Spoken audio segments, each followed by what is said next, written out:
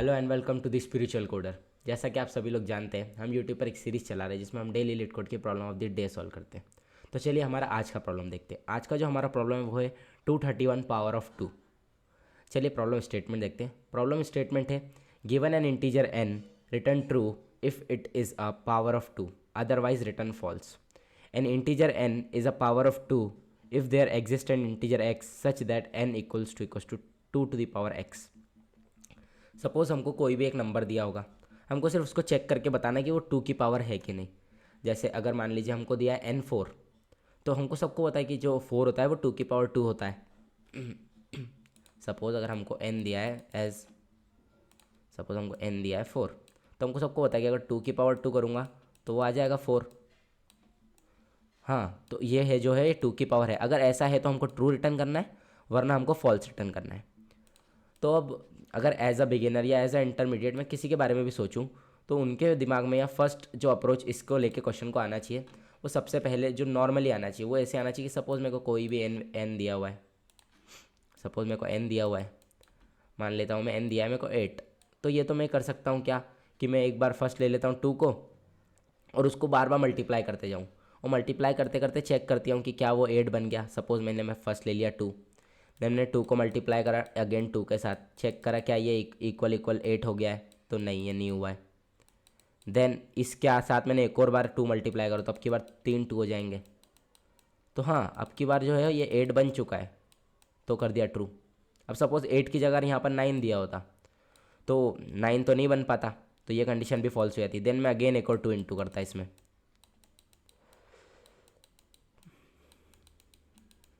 तो क्या ये इक्वल इक्वल 9 है? नहीं, ये भी नहीं है। लेकिन साथ ही साथ ये जो है ये 9 से बड़ा भी हो गया है, तो मैं इस केस में फॉल्स रिटर्न कर देता। सबसे फर्स्ट अप्रोच जो बेसिकली एक माइंड में आ सकती है अपने, वो ये है।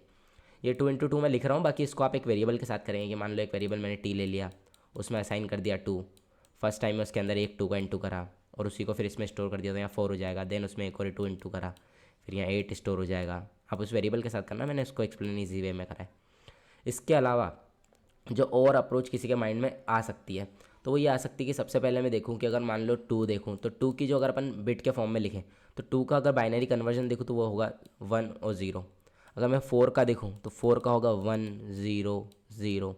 अगर मैं 8 का देखूं तो 8 का होगा 1 0 0 0। मतलब जितने भी ऐसे नंबर जो 2 के मतलब 2 के पावर है, उनके अंदर सिर्फ एक ही 1 बिट होती है, मतलब एक ही साइन बिट बोल सकते हैं, एक ही 1 बिट होती है, बाकी सारे 0 ही होते हैं।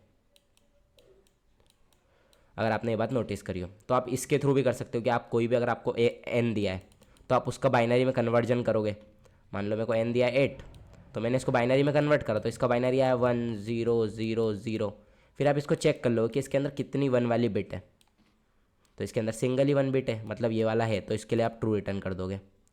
और ऐसे अगर 9 के लिए अगर आप चेक करो, सपोज मेरे को दिया है 9, तो 9 के लिए जब आप बनाओगे बाइनरी में तो बनेगा ये कुछ, तो इसके अंदर 2 1 वाली बिट आ गई है, मतलब ये नहीं है। एक अप्रोच ये हो सकती है।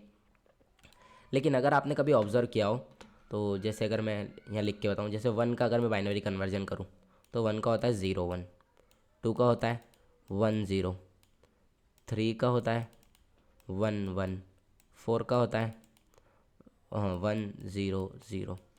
अब ये होता है इसका बाइनरी कन्वर्जन। अगर मैं क्या करूँ, सपोज़ मैं इसको एंड ऑपरेटर करूँ किसके साथ,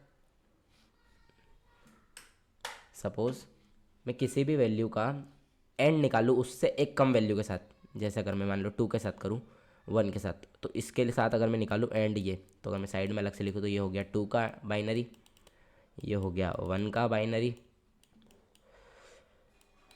अगर मैं इनके बीच में एंड को सॉल्व करूँगा तो यहाँ से भी आ जाएगा 0, यहाँ से भी आ जाएगा, तो टोटल जो आउटपुट आ रहा है वो मेरा आ रहा है 0। अब यही कैसे अगर मैं 3 के साथ करके दिखाऊँ आपको, तो देखो 3 के साथ में क्या आएगा,